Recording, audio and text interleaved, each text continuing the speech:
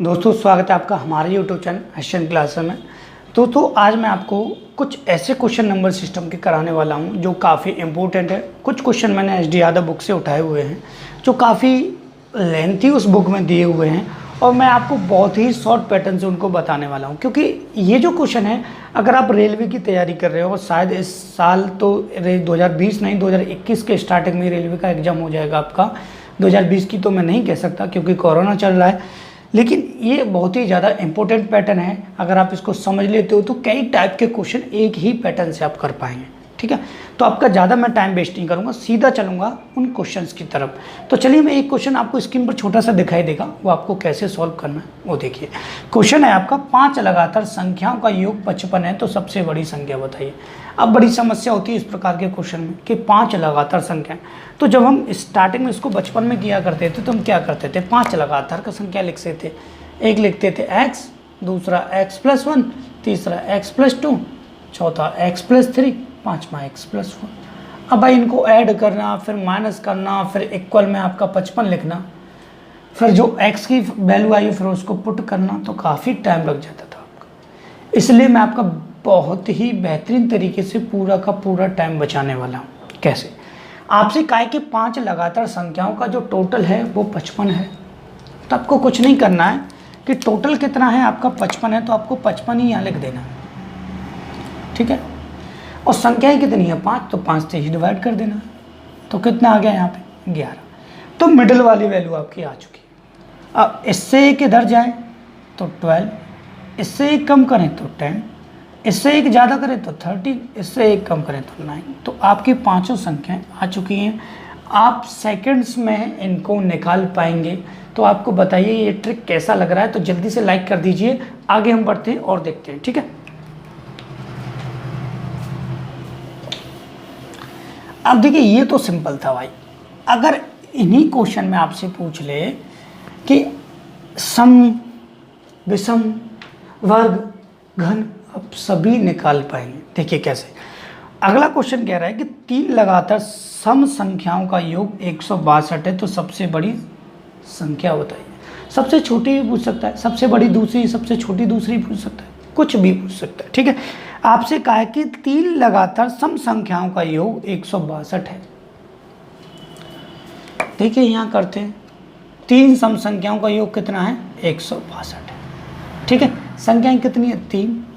जो मैंने बताया तो मैं आपको वही बता रहा हूँ, अदर और कुछ ट्रिक नहीं बताऊंगा। एक ही कॉन्सेप्ट से कई आपके क्वेश्चन सॉल्व करके बताऊंगा। देखिए 3 से जब हम इसमें डिवाइड करेंगे तो ये आ जाएगा 3 पंजे 15 और ये आ जाएगा एक बचेगा 3 चौक 12। ये मिडल की सम संख्या आ चुकी है। लेकिन अब अगर इससे हम एक आगे बढ़ाते तो 55 तो सम नहीं है भाई, इसने कहा है सम।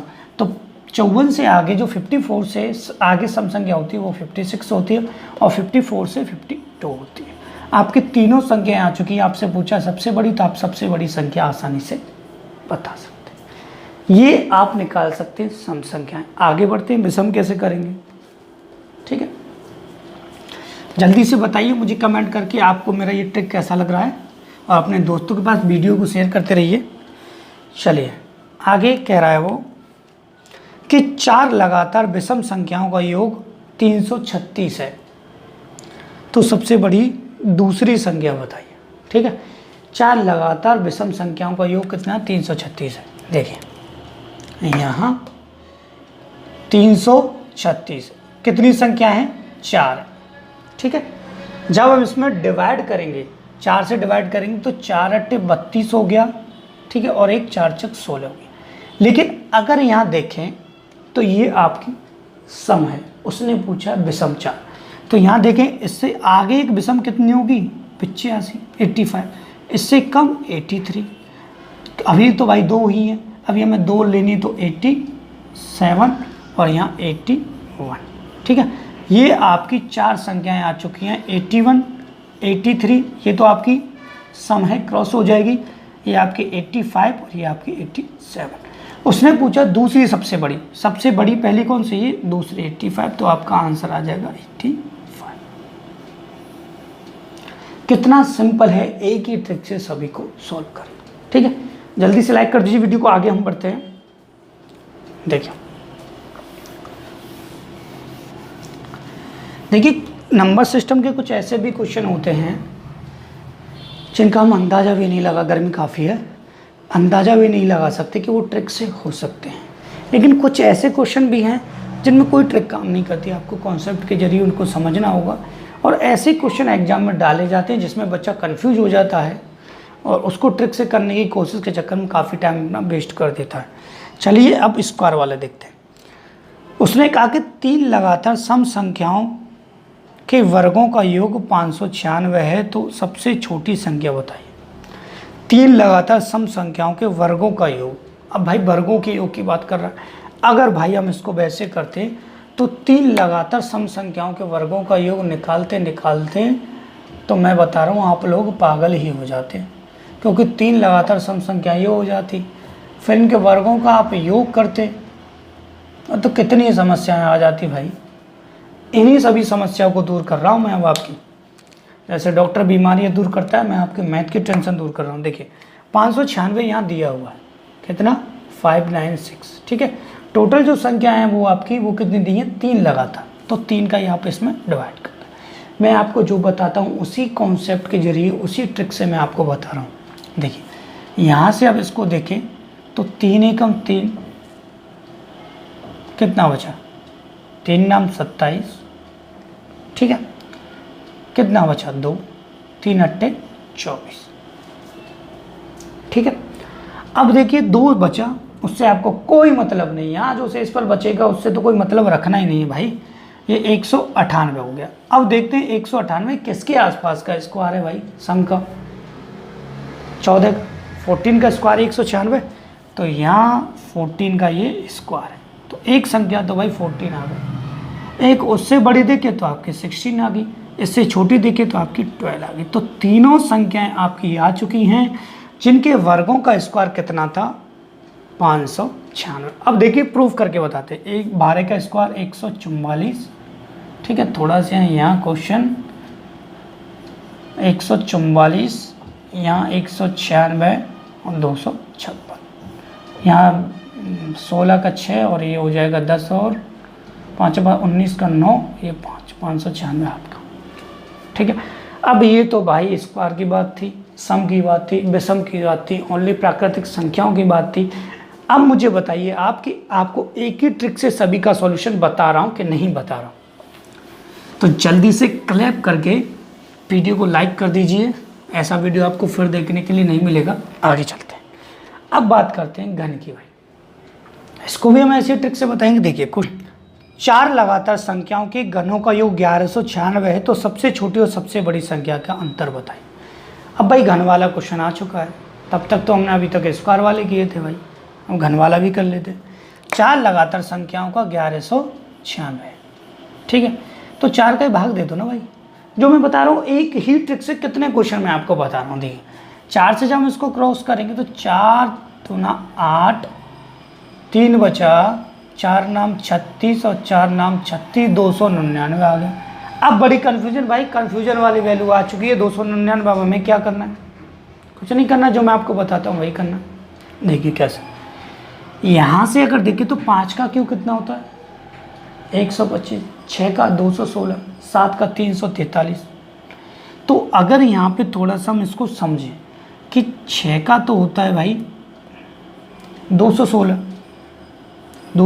6 का, और यहाँ 7 का करें तो 343 है। मतलब ये जो आ रहा है वो मिडिल में आ रहा है, 6 के क्यू के मिडिल में और यहाँ 7 के क्यू के मिडिल में। लगातार संख्याएं कितनी है, 4 है, तो भाई एक और कम कर दो इससे, 5 का क्यू, और एक और बढ़ा दो इससे, तो कितना 8 का क्यू। तो ये जो टोटल 30 संख्या हैं वो कौन सी थी, 5, 6, 7, 8, इनके क्यू की वो बात कर रहा था। कैसे, अब क्वेश्चन मैं हटा देता हूँ, थोड़ा सा ध्यान दीजिए। 5, 6, 7 और 8 कंफर्म कर लो ना भाई, अभी बात की तो ज़रूरत ही नहीं है।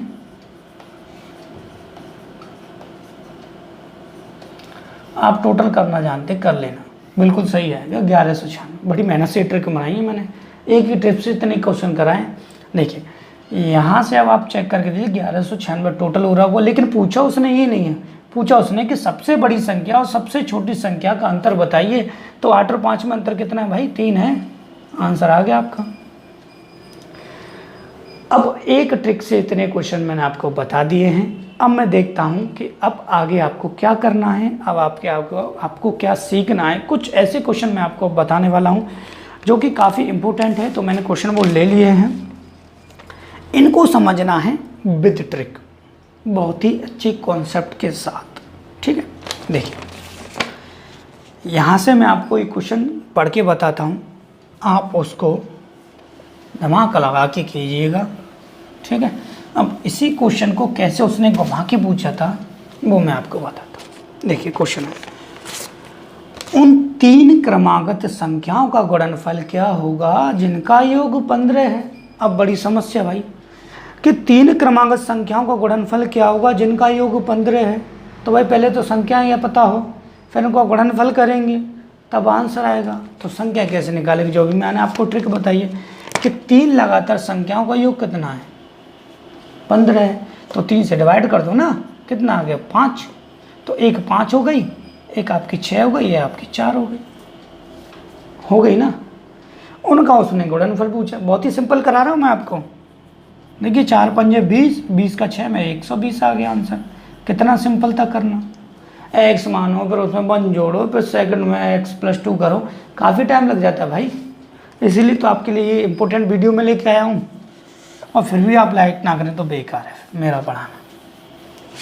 ठीक है, अब देखिए बहुत ही बेहतरीन क्वेश्चन, अगर आप इसको कॉन्सेप्ट से करोगे ना तो मैं बता रहा हूँ आपको आधा घंटा लग जाएगा, फिर भी आंसर नहीं आएगा। ठीक है, देखिए क्वेश्चन है, यदि 2 संख्याओं के योग को उन संख्याओं को अलग अलग से गुणा किया जाए तो गुणनफल क्रम से 247, 114 आता है। तदनुसार उन संख्याओं का योगफल करता है। अब भाई लैंग्वेज पढ़ने में ही बच्चा कंफ्यूज हो जाएगा कि ये हो क्या रहा है। अब इस लैंग्वेज को पढ़ते पढ़ते ही वो बेचारा परेशान हो जाएगा कि यदि 2 संख्याओं के योग को उन संख्याओं के अलग अलग गुणा किया जाए, और उन संख्याओं के अलग अलग गुणा ही समझने में उसको कन्फ्यूजन हो जाएगी। ठीक है, पहले मैं आपको इसका कॉन्सेप्ट थोड़ा सा समझा दूँ, कराऊंगा नहीं। देखिए उसने कहा 2 संख्याओं का योग, उन संख्याओं के अलग अलग गुणनफल कितना है, 247 और 114 आता है। संख्या बताइए। देखिए 2 संख्याओं का योगफल, देखिए 2 संख्याओं का योगफल, ठीक है, 2 संख्याओं का योगफल, उनका अलग अलग गुणनफल। तो इसमें आप a का मल्टीप्लाई कर दो, ठीक है, इसमें आप b का मल्टीप्लाई कर दो। ठीक है, कितना आएगा, एक 247 आएगा और एक आपका 114 आएगा। अब भाई बड़ी कन्फ्यूजन, सॉल्व करो ना, इतना टाइम कहाँ है भाई एग्जाम में। ट्रिक बताते हैं ना सीधा सीधा।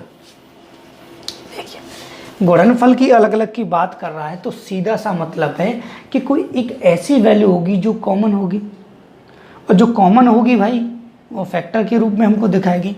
तो हम सीधा सीधा सा दोनों का फैक्टर हम कर लेते हैं। तो एक तो 247 का हमको फैक्टर करना है, और हमको 114 का हमको फैक्टर करना है। ठीक है भाई, अब 3 से इसमें डिवाइड तो नहीं जा रहा, ठीक है, 19 से चला जाएगा, 19 से कम 19, 19 3 57, तो 13 एकम 13। ये फैक्टर करना आप बचपन से सीख रहे हैं, 6 से, और पहले से ही सिखा देते अब तो ट्यूशन में। 2 से इसको क्रॉस करेंगे तो 57 हो जाएगा, 19 3 से करेंगे तो ये 19 हो जाएगा, और 19 से पूरा हो जाएगा। अब भाई दोनों अलग अलग मल्टीप्लाई वो कर रहा था तो एक वैल्यू तो कॉमन होगी, और जो कॉमन यहाँ वैल्यू है ये आप बच्चा जानता है, यहाँ कॉमन 19 है। तो आपका आंसर आ गया ना, क्यों आप उसमें माथा फोड़ोगे इतना टाइम। ठीक है ना, चलिए आगे समझते हैं। काफ़ी अच्छे पैटर्न से मैंने आपको ये बताया है। ठीक है, एक क्वेश्चन और मैं आपको बताता हूँ। पहले मैं देखता हूँ कि वीडियो आपकी कितनी लंबी हो गई है। चलिए 15 मिनट की छोटी सी वीडियो है, आगे करते हैं, क्वेश्चन समझते हैं। ज़्यादा नहीं, 2 क्वेश्चन बहुत ही बेहतरीन मैं आपको कराना है, 2 या 3 करा दूँगा, अच्छे क्वेश्चन।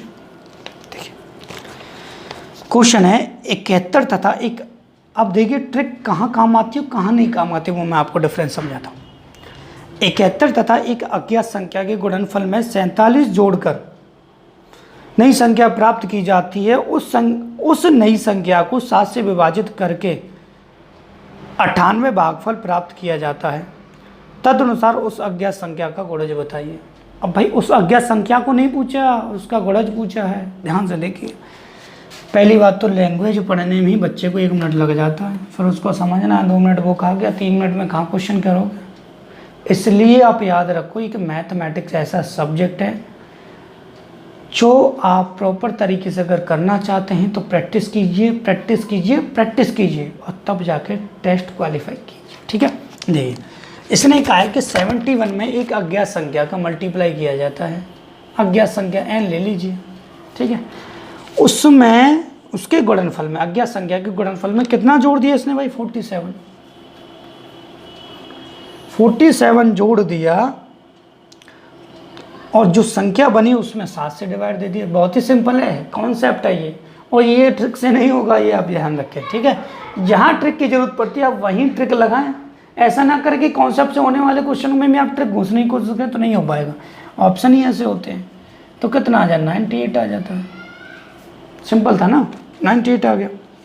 अब देखते हैं, सॉल्व करते हैं। देखिए 71n है प्लस 47, इसका मल्टीप्लाई करेंगे तो 7 तो 56, 5 हो जाएगा और 7 नाम 63, ठीक है, 63 और 5 68 हो जाएगा। ठीक है, देखिए 7 तो 56 हो गया और 7 नाम 63 हो गया और ये 68 हो गया। ठीक है, इसमें से इसको माइनस करेंगे तो 71n इक्वल आ जाएगा, ये यहाँ बचेगा 16 में से ये 9 आएगा और यहाँ आएगा आपका 7 और यहाँ आएगा आपका 6। ठीक है, ये आ गया आपका। ठीक है, थोड़ा सा मुझे कन्फ्यूजन लग रहा है कि कहीं मल्टीप्लाई गड़बड़ तो नहीं, तो मैं चेक कर लेता हूँ। 2 मिनट रुक लें। 7 × 2 56 हो जाएगा, 6 आ गया, 5 एक कैरी लग गया और 7 नाम 63 और 5 हो गया 68, बिल्कुल सही है। यहाँ से जब इसको माइनस करेंगे 16 में से 9 गया और यहाँ से मुझे पता था ये गलत ही हो रहा है। ठीक है, 7 में 4 गया तो 3 आएगा। ठीक है, आपको बता इसका 9 टाइम जा रहा है, इसका 9 टाइम जा, तो टोटल का 9 टाइम चला जाएगा तो 9 इक्वल हो जाए, n इक्वल हो जाएगा 9। लेकिन 9 आंसर नहीं भाई आपका। आपसे उसने पूछा कि उस संख्या का गुणज बताइए। क्या इसमें 2 का डिवाइड चला जाएगा 9 में? नहीं। 3 का चला जाएगा? हाँ। 4 का, 5 का, 6 का? नहीं। ऑप्शन चेक कीजिए, ऑप्शन है आपके 3, 4, 6, 8। 8 का चला जाएगा? नहीं जाएगा 9 में डिवाइड। 6 का चला जाएगा? नहीं जाएगा। 4 का चला जाएगा? नहीं जाएगा। ऑप्शन यही बचा ना, 3 का चला जाएगा।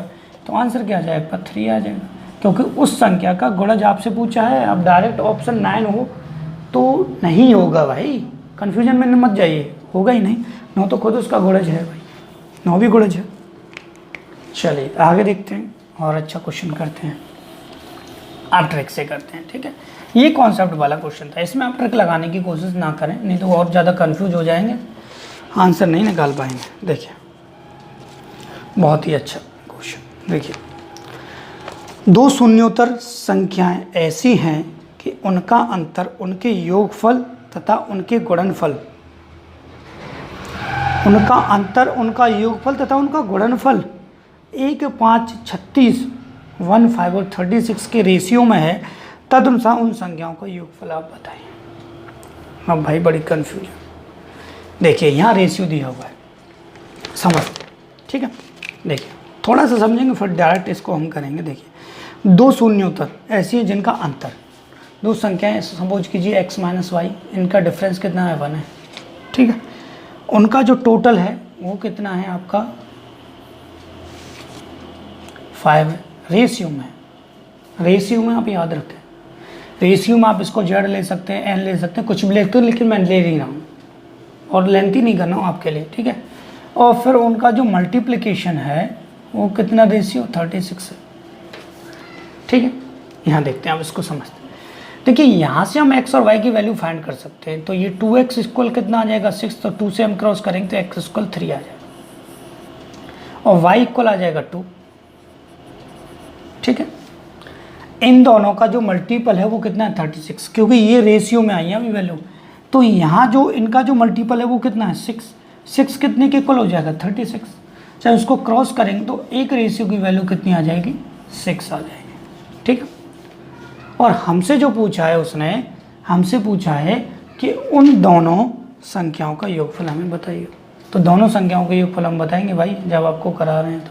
ठीक है, तो एक तो x थी, तो x में 6 का कितना हो गया 12, दूसरी 2 में 6 का हुआ, सॉरी x में नहीं 3 में 6 का हुआ तो कितना हो गया, सॉरी 18 हो गया, मैंने मल्टीप्लाई गलत कर दिया, थोड़ा गर्मी ज़्यादा है ना तो कन्फ्यूजन में माइंड में बहुत बढ़ते जा रही है। x का कितना था 3, तो ये 18 हो जाएगा, ये कितना हो जाएगा 12। दोनों संख्या आपसे पूछती है, ठीक है। अगर वो दोनों का डिफरेंस पूछता तो 6 आता, दोनों का टोटल पूछा है तो कितना आ गया 30 हो गया, तो आपका आंसर 30 हो जाएगा। अब ऐसे नंबर सिस्टम के कई क्वेश्चन हैं जो बहुत ही प्रॉपर तरीके से कर सकते हैं। एक लास्ट क्वेश्चन मैं आपको बताता हूँ, इसके बाद कीजिएगा लास्ट सुन के, बहुत ही बेहतरीन क्वेश्चन है आपके लिए, काफ़ी इम्पोर्टेंट। देखिए इसको जल्दी कैसे करना है, इस वजह से मैं आपको एक क्वेश्चन और बता देता हूँ तो मैंने लिखा हुआ है आपके लिए, काफ़ी मेहनत से वीडियो बनाना पड़ता है। देखिए 3 धनात्मक संख्याओं में पहली तथा दूसरी संख्या का गुणनफल 42, दूसरी तथा तीसरी का 56 और तीसरी और पहली का 48, तो संख्या क्या होगा। ठीक है, ध्यान से देखिए, यहाँ पहली दूसरी तीसरी तीनों संख्या ABC हैं, सपोज कीजिए। ठीक है, पहली और दूसरी का जो मल्टीपल है वो 42 है। ठीक है, और दूसरी और तीसरी B और C उसका जो मल्टीपल है वो 56 है, और तीसरी और पहली उसका मल्टीपल आपका 48। आप देखिए बहुत ही सिंपल है। ठीक है, मैं थोड़ा सा यहाँ क्वेश्चन आपको ऊपर दिखाई दे रहा हो, यहाँ आपको थोड़ा सा मैं बिल्कुल अच्छे तरीके से उसको करके बताता हूँ। ठीक है, फिर हम समझते हैं, या फिर यहीं देख लीजिए थोड़ा सा 42। देखिए जब हम 42 का फैक्टर करेंगे तो आपको पता है 2 से 21, 3 से 7, 7 से 1, तो यहाँ जो फैक्टर बनेगा वो कितना, देखिए यहाँ से अगर आप ऐसे कैलकुलेशन करो तो काफ़ी टाइम लग जाएगा। ठीक है, ABC में वैल्यू पुट करके, तो यहाँ से अगर देखें तो इसका जो फैक्टर है 2 × 3 × 7। ठीक है, यहाँ से अगर हम 56 का फैक्टर करें तो आपको पता है 2 से 28, 2 से 14, 2 से 7 और 7 से 1। ठीक है, ये फैक्टर आप करना है, तो इसका जो फैक्टर बनेंगे 2 × 8 7। ठीक है, यहाँ से अगर देखें तो 48 का जब हम करेंगे तो 48 का 2 से 24, 2 से 12, 2 से ये आपका हो जाएगा आपका 6 और 2 से ये 3, 2 से 3 से 1। ठीक है, तो यहाँ 2 × 2 × 2 × 2 × 3 हो जाए।